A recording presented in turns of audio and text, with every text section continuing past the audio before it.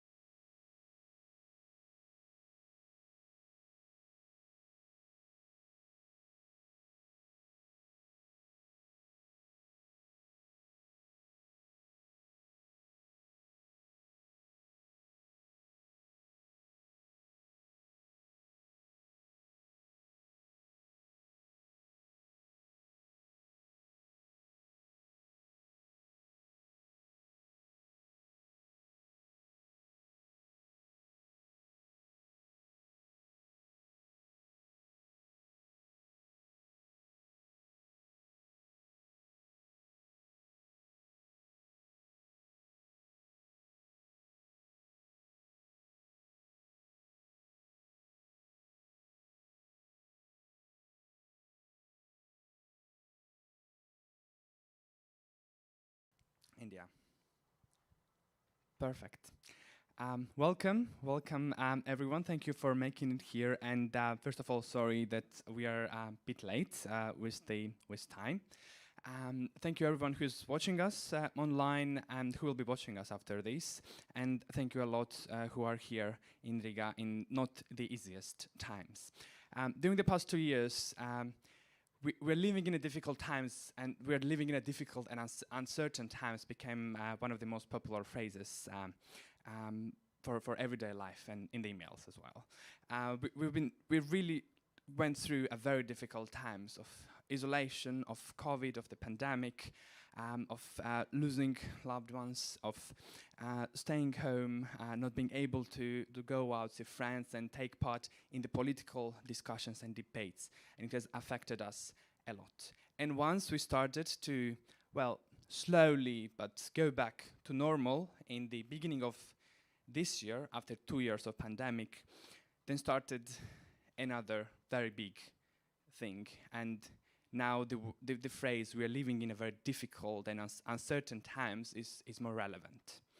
In February, Russian Federation, and yes, Russian Federation and not just Putin, and I think this will be very important to make it clear during this conference that sadly it is not only Putin who started the war against Ukraine and started full-scale invasion and not war, because war started 8 years ago, and this is also something to underline during our discussions.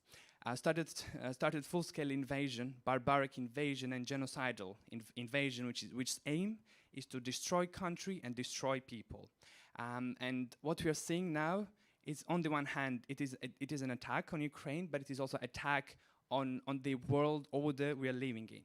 This is an attack on the world order which has been created, and which is the aim is peace. And this is an attack on this. This is a clash of systems, we can say. This is a authoritarian system on the one hand, conservative, feels like 19th century, attacking the modern, democratic, and peace-oriented, social, just, and maybe in the future, green world.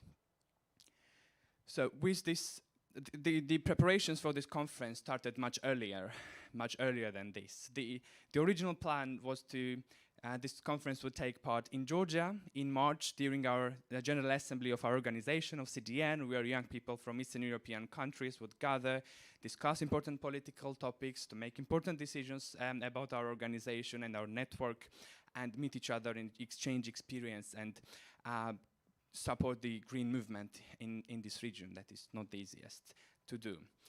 But then the war started, and we decided to postpone the conference because it would be very hard to discuss anything while we have a war, but which is still now going on. It's already more than 100 days the war is going on. So here we are in Riga after a long time from that, but the preparations for this conference started much earlier than the invasion. And it is interesting that the topics that we started to prepare have not been changed, not because we did not want it to change or because it was hard to change. No, we changed some stuff, but because all the things which we have been thinking about is still relevant. The energy dependence, the security, the peace, the importance of European Union and the influence of the global powers in this region. The things are not just as important as it was when we started preparing the conference, but it is more important. It is more important that we finally discuss that we should stop buying fossil fuels from Russia and other authoritarian states as well. That it's time to discuss that we as a region have a voice, and all the things that has been saying in this region in the last 30 years about danger coming from Russia was the truth.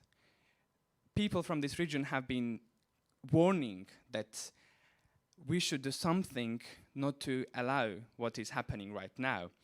And it is as relevant as ever.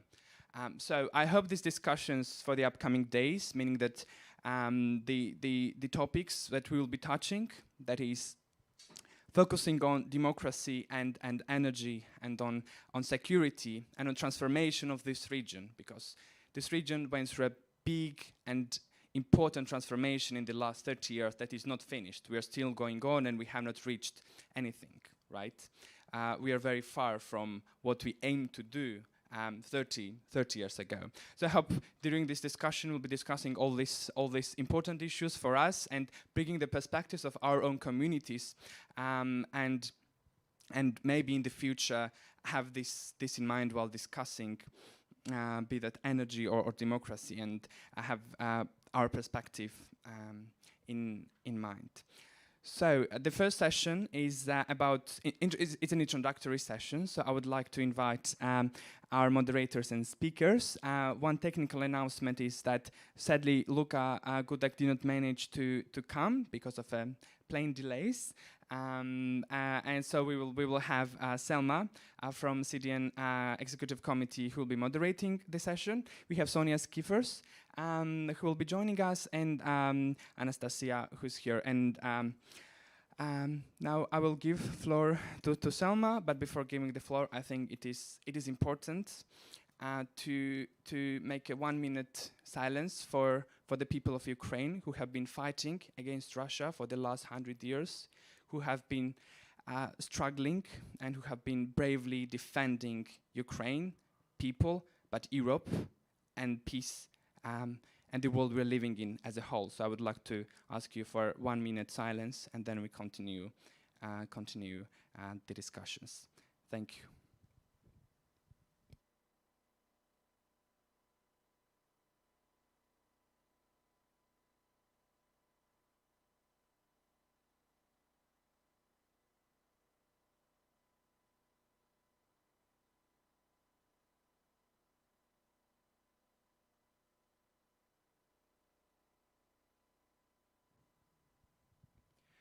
Thank you.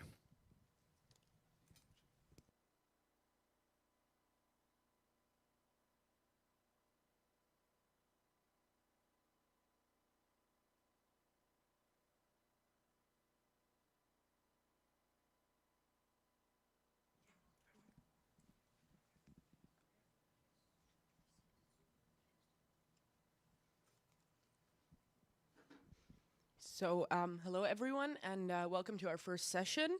As Gio already mentioned, I am not Luka, I am Selma.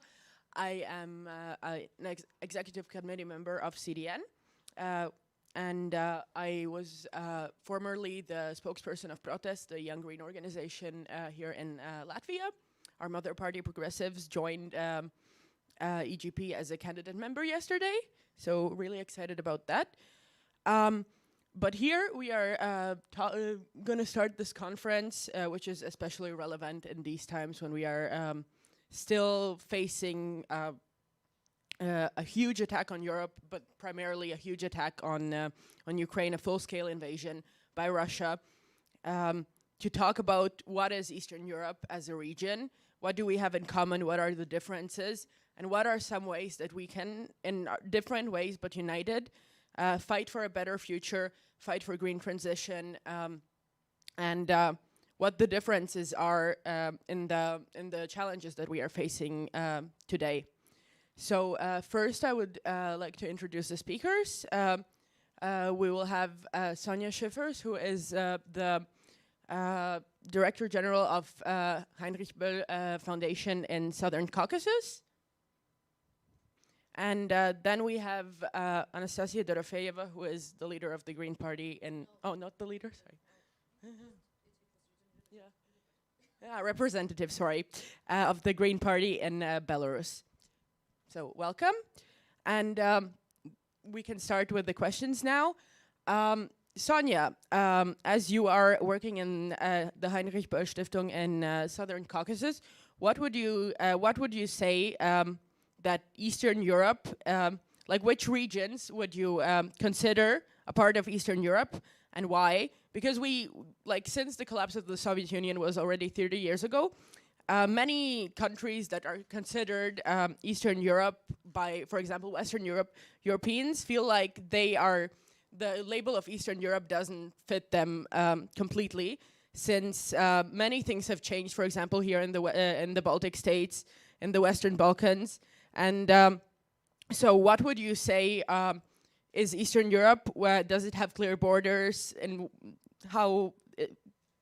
what is the history that it shares, and why is it useful to use Eastern Europe as a framework in political work? Like, what does it have in common?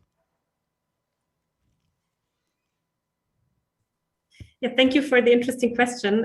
Actually, I had prepared a small input. I don't know if there will still be time to deliver it, but responding to your question, I think there are a variety of angles to look at it, and there is certainly no uniform, universally agreed upon definition of Eastern Europe. For me personally, actually, I have not worked on the Balkans, and I have not worked on Central and Eastern Europe, so I haven't asked myself the question so much whether I would still consider them part of Eastern Europe or not, particularly when you look at it from political and historical perspectives, where, of course, the Baltics do share a lot with, for example, Georgia. I have mostly been concerned with where Eastern Europe ends and where Europe ends. And this is, to me, also a political question more than a geographical question. And even geographically, we know that borders are constructed and that there is no clear delimitation. And for me, what I can say is that Georgia, where I live and work, is definitely still part of Eastern Europe, and this has also been recognized in the association agreement that Georgia concluded with the European Union.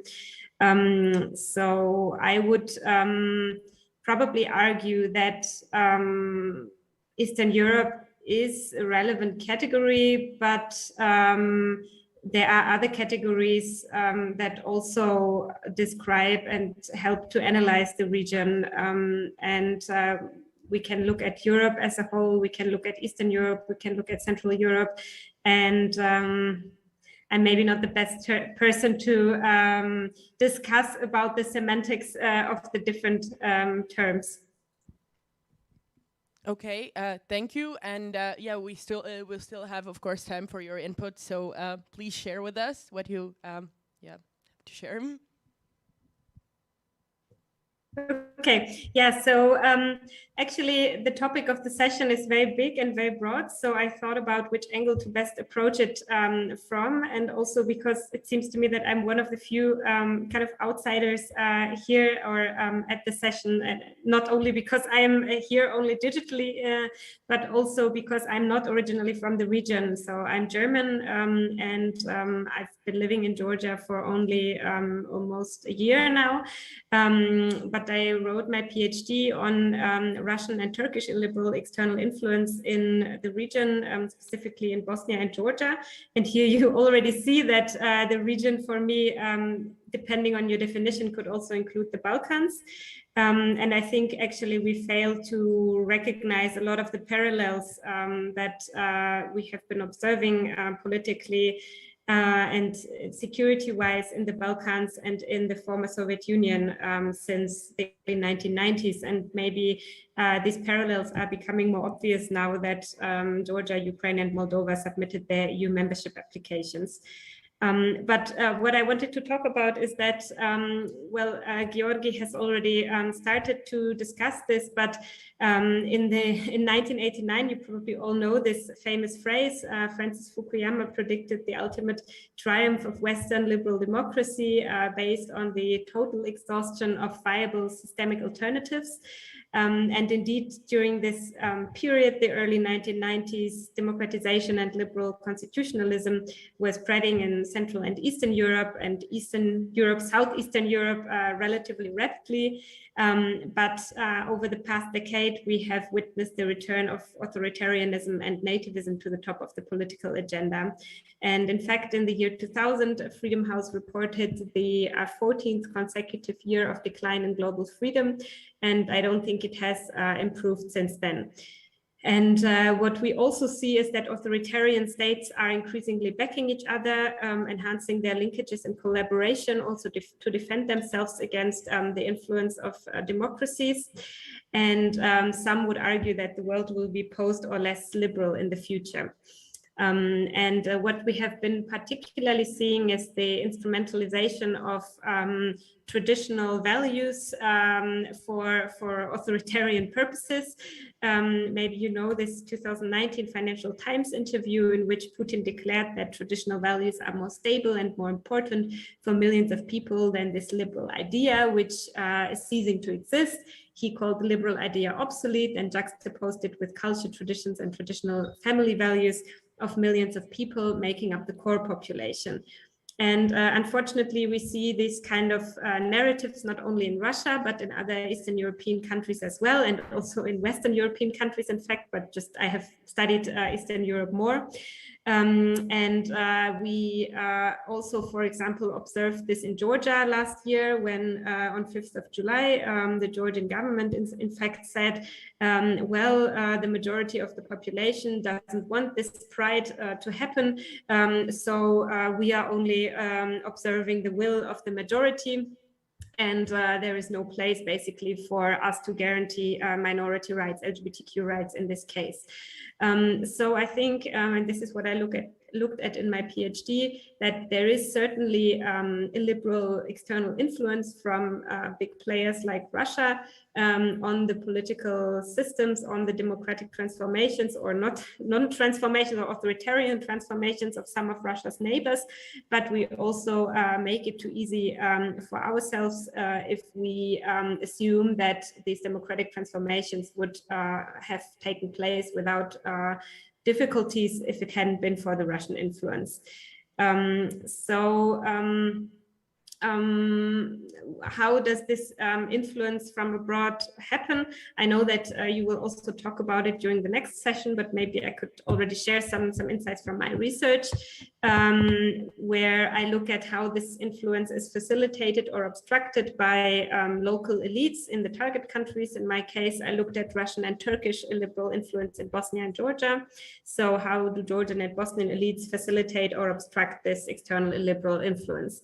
And I show that this liberal external influence really depends on a favorable domestic environment, and that local elites actually have the power to push this illiberal influence out or to close the gate for it, so to say.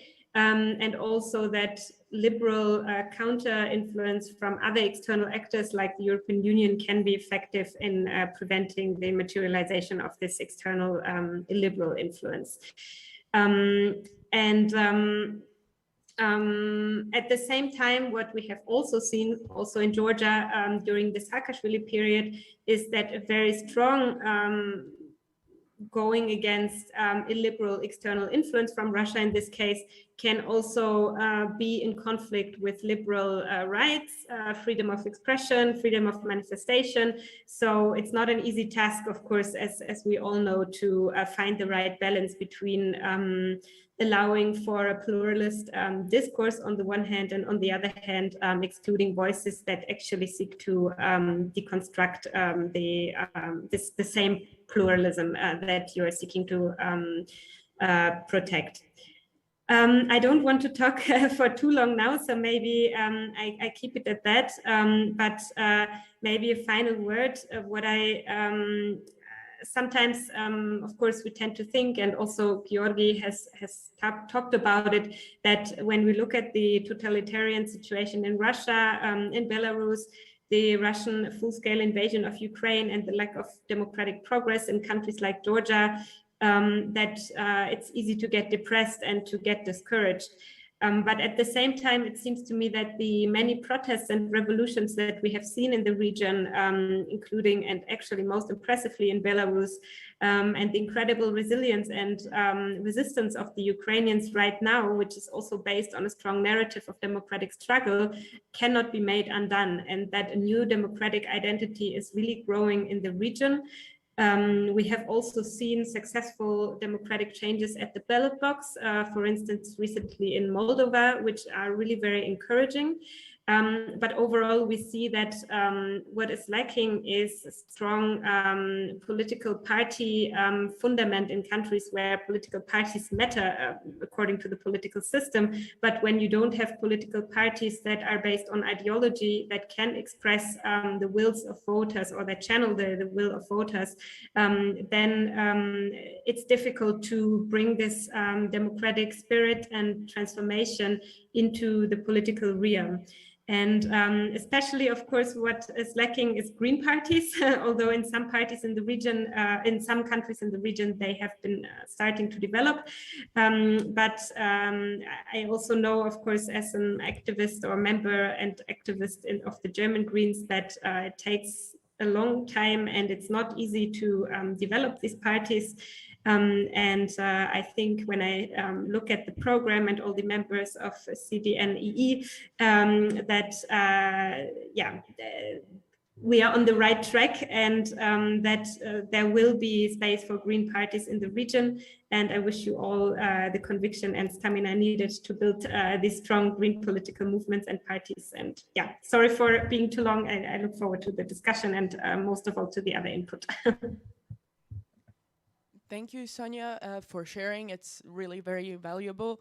And thank you for your good work. And I think now we can follow up with Asya as an activist and a member of the Belarusian opposition. You see very firsthand the influence of Russia, which is the successor state of the USSR, not only legally, but also in many repressive and authoritarian aspects.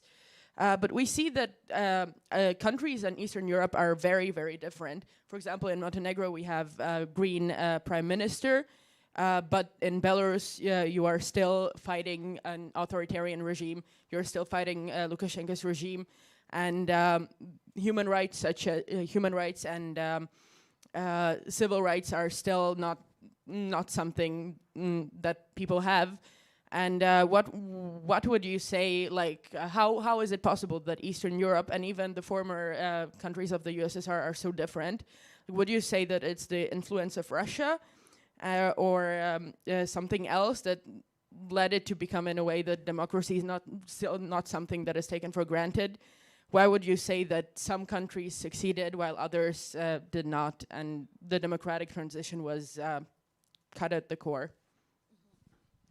Okay, can you hear me?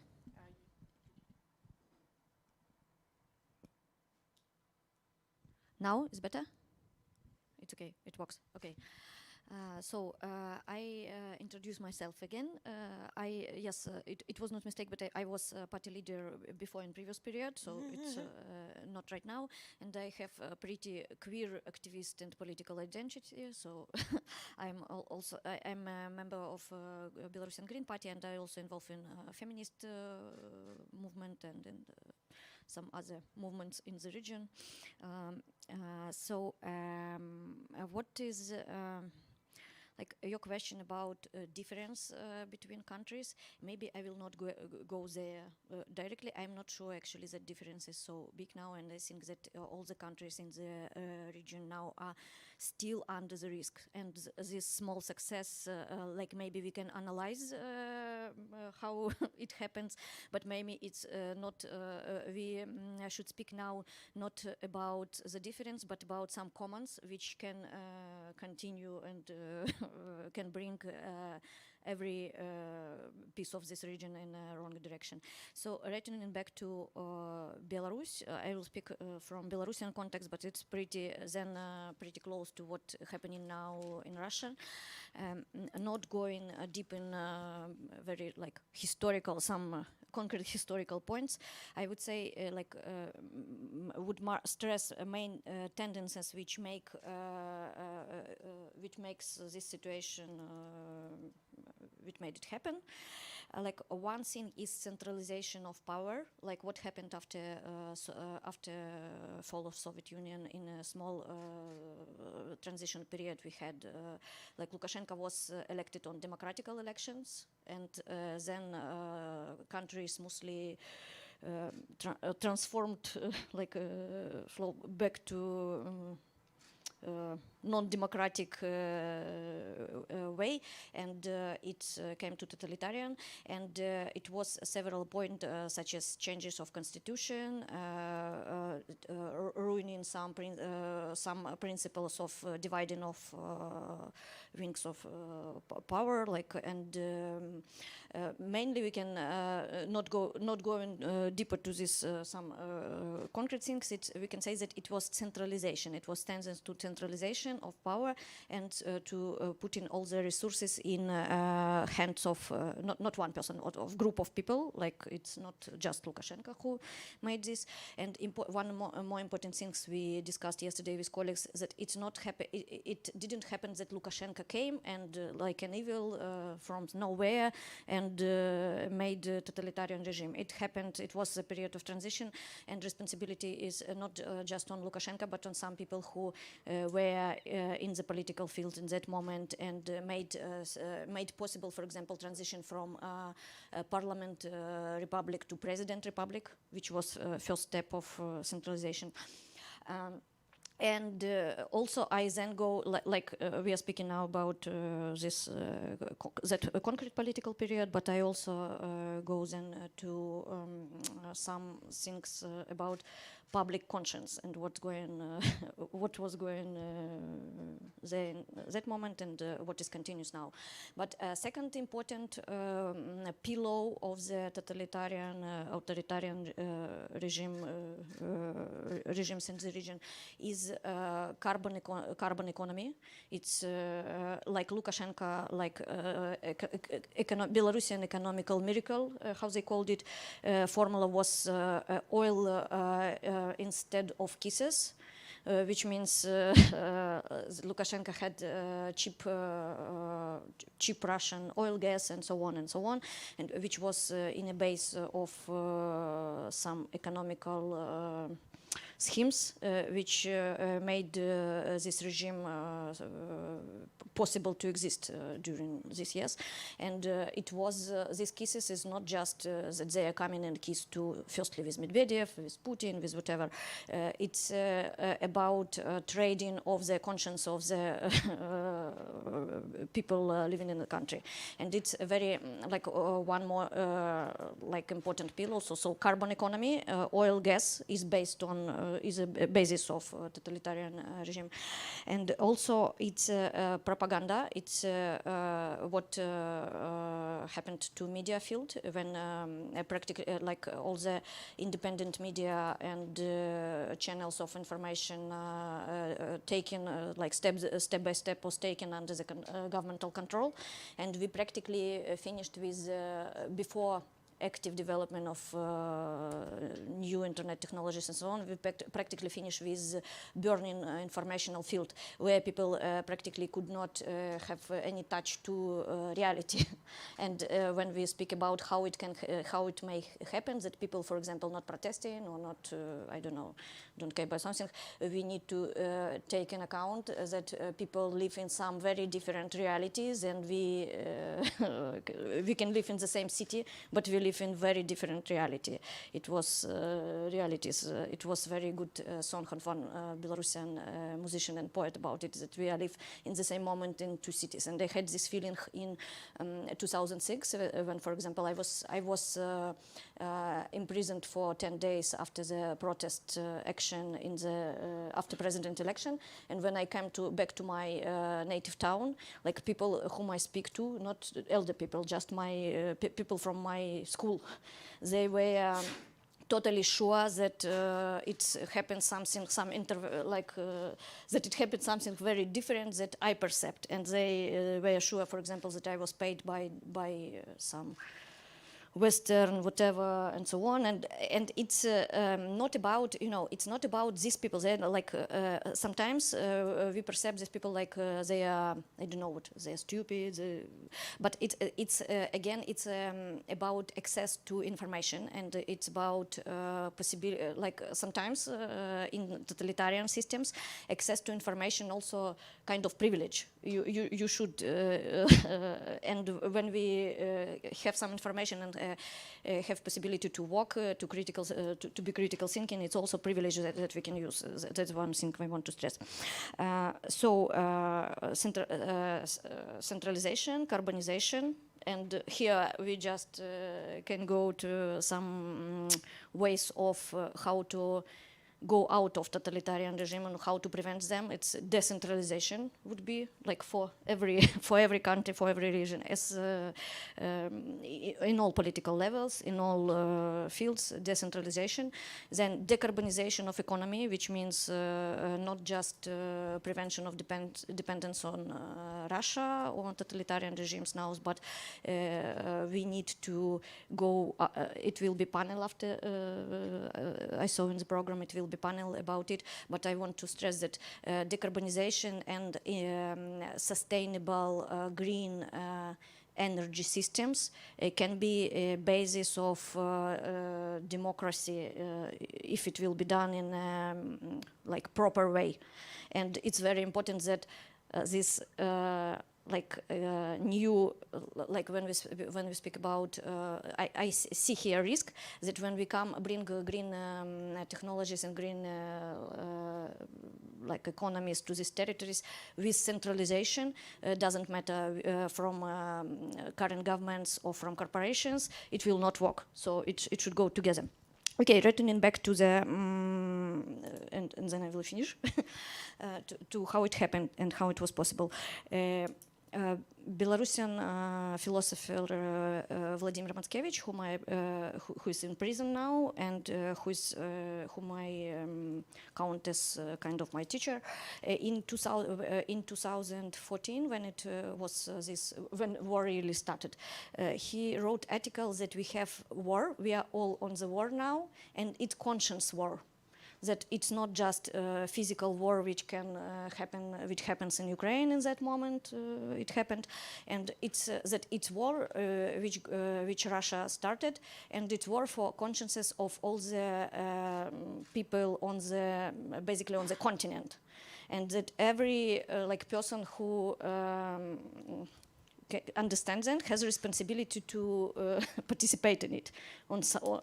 Because if you are not participating in on one side, it means that you are not just giving up, and it means that you are helping to like other. And with this war, and it's very important, I think, for this audience to stress a couple of things which may be most relevant for young political activists whom I hope you identify yourself. One of the, how returning to the question, how it became possible at all in the region. we have two very, very dangerous narratives, which are, when we speak about propaganda, I will not speak about, this Russian world, brainwashing, xenophobic, homophobic, and so on. It's more or less understandable, but it's much more, less visible, and more dangerous narratives, which says that we have politics, some politicians, political actors, people who have resources, and others.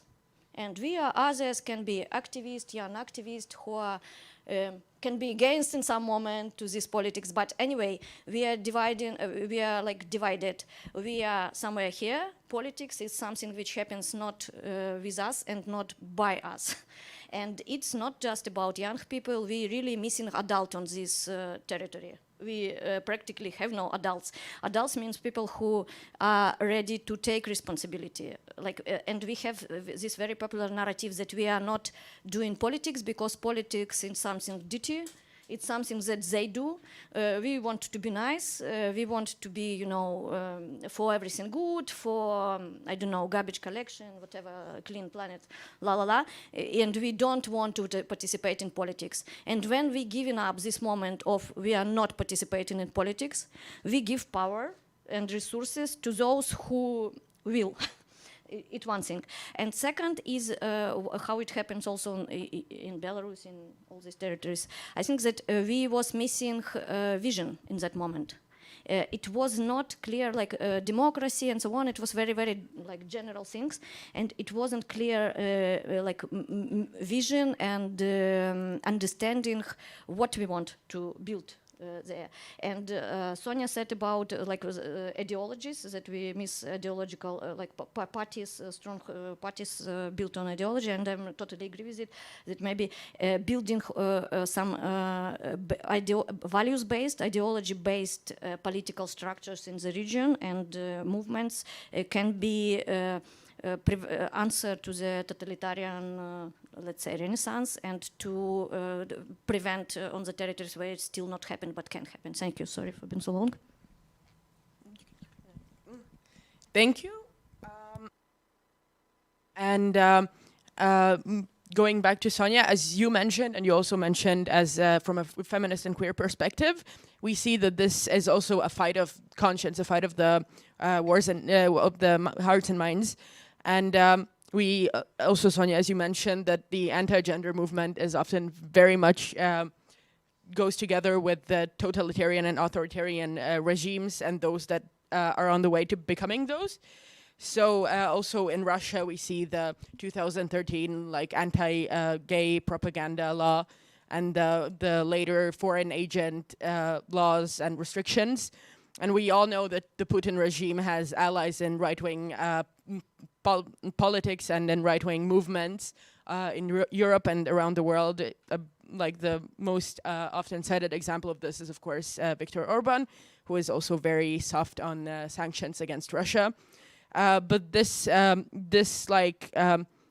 allyship between these movements is not only on gender, but also on many other topics. But in the anti-gender movement, it's often very much that here we have traditions. In the West, it's all this fighting for equality. All of this is Western influence, and sometimes it's also more subtly but said that democracy generally and these ideas of democracy and civic participation is something that comes from the West and that the West wants to implement in Eastern Europe to make it sort of their colony. And how often would both of you say that this is democracy as a Western idea that is foreign here in Eastern Europe is presented in your local contexts, both indirectly and directly? And how would you say is the best way to counter it, both generally and specifically in terms of the anti-feminist, anti-gender movement? Maybe Sonja first. Yeah, that's a very good question, actually. And I'm always cautious when I hear these kind of arguments actually from green leftist activists in the region, because I'm not the one then as being a Westerner more or less myself, although there have been discussions about whether Germany is part of the West or not. But when I hear these arguments, then I'm not the right person to preach about that being wrong. But maybe more specifically, where I see this discussion to some extent at the moment is in Georgia and around the Tbilisi Pride and the visibility-oriented agenda of Tbilisi Pride, where already last year there was a big discussion in civil society whether this visibility-oriented agenda is based on Western ideas of queer agendas of visibility, or whether it's it's actually a local priority and useful in the local context. And some leftists, Greens, I mean, it's hard to say who is leftist or green, because there are no not these kind of political parties here, but also many of our partners have been rather critical of this visibility-oriented agenda, saying that it doesn't fit the local context and it actually endangers activists, LGBTQ activists, more than it helps the LGBTQ agenda. And personally, I've analyzed this, but I have not positioned myself because I think it's for the local civil society and activists to decide themselves what is the local agenda and what is not, and what is foreign and what is not. But at the same time, my personal feeling is that this is a very valid discussion, and that this pluralism is actually needed, and that this discussion about what should be part of our agenda, what shouldn't be. But it's important, of course, that there is a respectful debate about these kind of issues, because in the end, when these democratic feminist movements then split up and fight against each other, then I mean, we don't win anyway. So I do hear these arguments that democracy, especially when we talk about liberal democracy and also liberal economic ideas, not only from those traditionalists, so-called, and nativists and authoritarians, but also from leftists and Greens. And what I'm trying to say is that this is even more difficult than to engage with, because actually we all share the idea that we should move on with this liberal democratic agenda, and at least in the political sense. But then it's not easy to decide what's the best way to approach it, given the different national contexts and local contexts in different countries.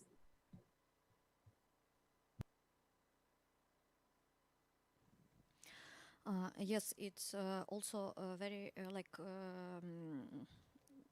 not, let's say, popular, but you can meet that when this sometimes inside of democratical, like so-called democratical movement, you can face some positions when like, you know, we are fighting for democracy, but like let's put some minorities or some other agenda for better times when we'll discuss it afterwards.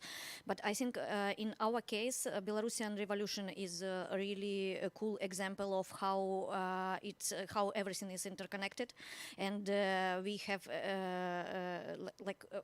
feminist movement did a lot for in the moment when revolution happened at all for this the transformational process. I mean now transformational conscience, but in the same moment when it became visible, it start to change some social some narratives, and it can't wait. It should go together. And we unfortunately now we have kind of moving back, and sometimes between some colleagues from democratic democratical movement, I hear that, you know, it's not so radical. We have now this, you know, traditional, very because of different contexts, but we have this sentence that it's not time for that. You know, it's not so serious agenda for now. Like it's no, like let's fight totalitarianism, and then we'll speak about domestic violence, for example. And I am totally sure that we need to work like together with all this agenda. And I give you a couple of examples. I have now very hard talk in Vilnius. In some moment, I had hard talk with taxist and taxi driver, and I just left. He didn't bring me to the place, say go out, and it was very rude. But the discussion was like that. We started to speak about Ukraine, and he said, you know, it's very bad to kill people. But why they need these Western values? You know, it's better for them. Would be for their traditional values, and then they would be like Russia. Okay, Russian is the aggressor, but they would not touch them if they would not to show that they are so much with this. Europe, la. And they say, okay, but you say in a way, if imagine that somebody raped a woman, and says that it's her own problem because she was dressed in a very like bright way. And he say, yeah, but it is. Women should be shy, you know, if she is provoking men. So, like I tell you this story because it shows how these two, it's the same picture of the world. It's different side. And it doesn't matter from which side you target it. If you target all this narrative, all this picture, you will come from domestic violence to politics in 2 sentences, in 2 clicks. And I think it's a very good moment now for uniting and for trying to work with this together. But it's also a challenge for those people who are involved in this movement for rights, like for example, for with feminists, with LGBT plus, and with any movement who want to be. Like not to be who's fighting for visibility. It's also issue how we deliver our political messages now. It's not. It maybe needs to sit together and to revise all the narratives on territory. How we work with that. Maybe like this. And sorry, one more thing is like I'm. Truly believe that all the like for now, like a big part of population, like a big part of people who are dependent on regimes in territory of Belarus, and I can guess, like it would be better to speak to somebody from Russia, but I could guess that from territory from Russia, they are dynamically in the totally in the same situation like victims of domestic violence. It's totally the same dynamic. It's the same situation when somebody has resources and then doing gaslighting, victim blaming, and so on and so on. And you are in the same, and you are continue being in the position you don't want to, but you can go from it. And maybe in some technologies, like social technologies, work with domestic violence. Maybe there are some answers how to work with totalitarian regimes as well. Thank you. Thank you. I agree very much with this thing that you said about now is not the time, because even though we are not fighting totalitarianism anymore for 30 years, here people are still also saying now is not the time for LGBT rights discussion. Now is not the time for I don't know, domestic violence, because everything is getting more expensive and people don't have enough money. But I think this just shows that it's never the perfect time, but we have to include everyone in our movements from day one. But something that many say that is also not the best time for, but I think is very relevant, and especially since we are a day after the EGP Council here in Riga, is about European integration. So after 2004, with the big inclusion of many Central and Eastern European countries to the EU and some also to NATO, it's going very, very slowly. And now we can also see like sort of a transformative stage when countries have been very, very critical of new countries joining the EU, and the support for Ukraine, both in terms of defensive weapons, humanitarian aid, giving homes to refugees, is led by countries like the Baltic countries and Poland, which are also, in some terms, Eastern Central European. And some argue that this is sort of the start of a transition of a new period of European integration in the wider sense, and that it will not be what is often criticized as Western dominated. So what would you say is, Asya, now the possibility for European integration for Belarus, but also for many other European countries? And what would you say is the best way to do it, not in terms of only the EU, but generally how to make Europe a family, a united family where all countries are given space, and that is a united democracy that is independent, for example, from Russia? Okay, I wouldn't go to issue of Euro integration, because for Belarus at least we now have a question from which side of like как это железный занавес? Who can help me? Iron curtain, yeah. On which side of Iron curtain we'll find ourselves in a very short period. So it's not maybe now, I mean, not now in sense of we can't, like, yeah, but about generally about integration and about solidarity and all these things. We, I think, as I want to switch a little, zoom to a little bit other dimension, and I think we, when we speak about solidarity and about some support from country to country, we always target again governments, speak about this, you know, country relation, diplomatic, and so on and so on. But I think for us now, especially the next 2 days, we it makes sense to think how we can organize solidarity like under that or over that. Like in different layer, you know, because some we, of course, everybody can go in their countries and try to influence on their governments and so on, and bring some points into public agenda. But also we can, I think, as a green political movement, have a very strong difference from others. It's a possibility to like international solidarity, not looking to the official statuses of the governments and so on. And for me, now it's two main points, like is more discussions and more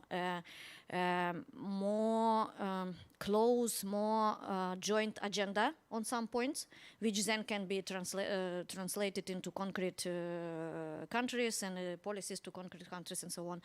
And more close support between some actors in the region, maybe in more direct ways, and some inter-countries actions we can do. I think it's something which can really change situation, and we need to think about it. Thank you.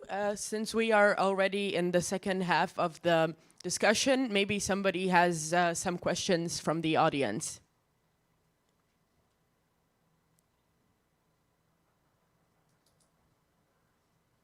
Okay. This always happens. Please don't be shy. That is also very important too in democratic movements, to be brave, and this is the best place, since here is a safe space and nobody will criticize you for anything that you ask. Okay, so then we can move on to something more positive. What would both of you say, Asya, maybe you first, what you see now, how could Europe improve, and how could Belarus improve, and what is your vision for, say, 2050? That's always a big, what would you say would be the best, or your dream scenario for Europe and Belarus?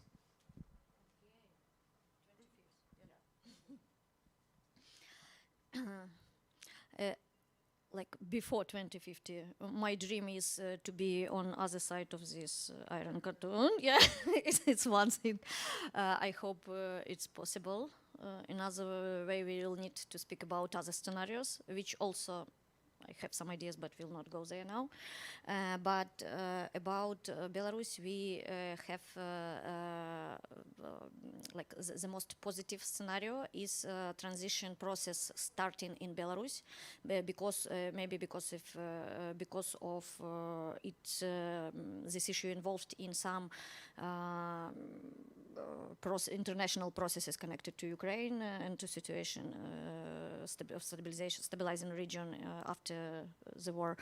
And our dream, it's not actually a dream, it's kind of plan here, is to bring green vision in that moment of transformation and to be ready to bring our vision of developing of country and with some concrete solution.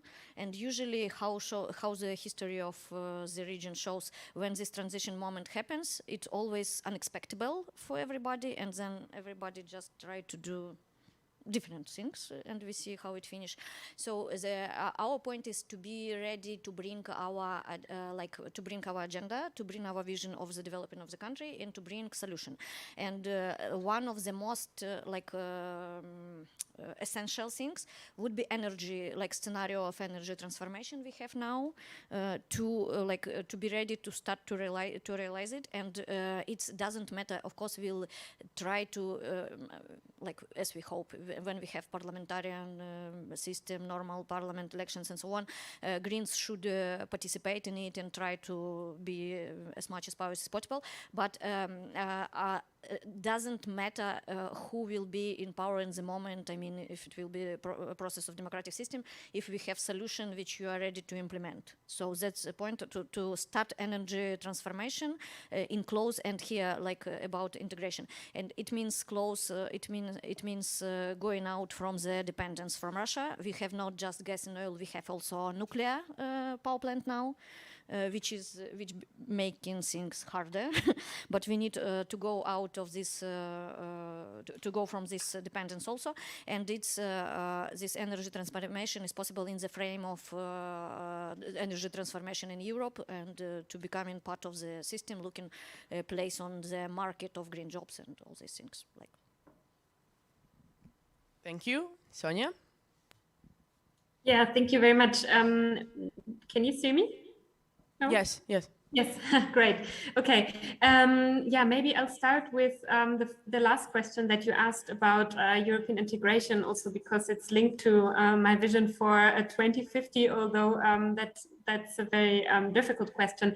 But regarding European integration, before the full-scale invasion of Ukraine and the submission of the membership bids, I was always one of the most active, I would say, proponents in Germany of extending a membership perspective to the trio countries, so Ukraine, Georgia, and Moldova. And a membership perspective, of course, is not candidate status, and doesn't mean that the country would very soon become part of the European Union. But even this European perspective had not been given to neither Ukraine nor Moldova or Georgia. So now these countries have submitted membership bids, and I think for Ukraine, I mean, it's a completely different situation.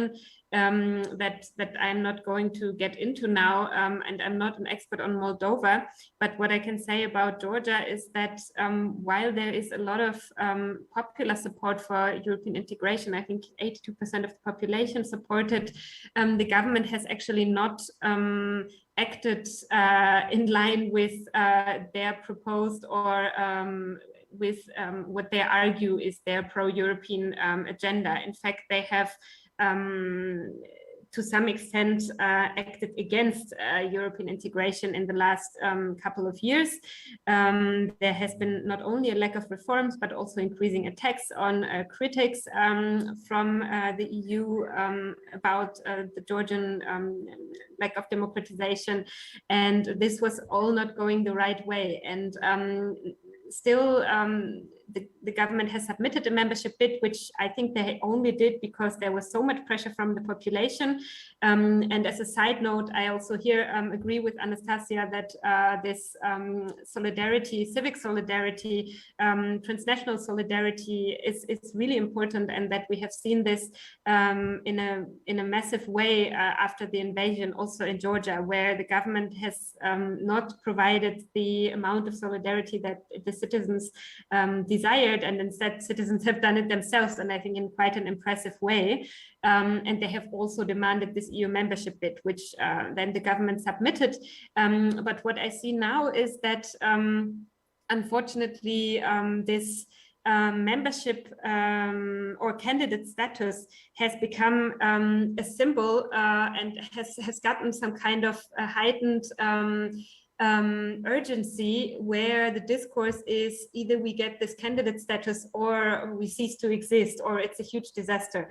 And I think this doesn't reflect the experience we've had in the European Union with accession processes during the last decades, where candidate status has always just been the start, and where it hasn't in fact meant much, neither for security nor for economic well-being or democracy. It's an instrument, but I don't think that we should lower our criticism to not to endanger the status, because this is what I'm hearing. This is also what the government is trying to say.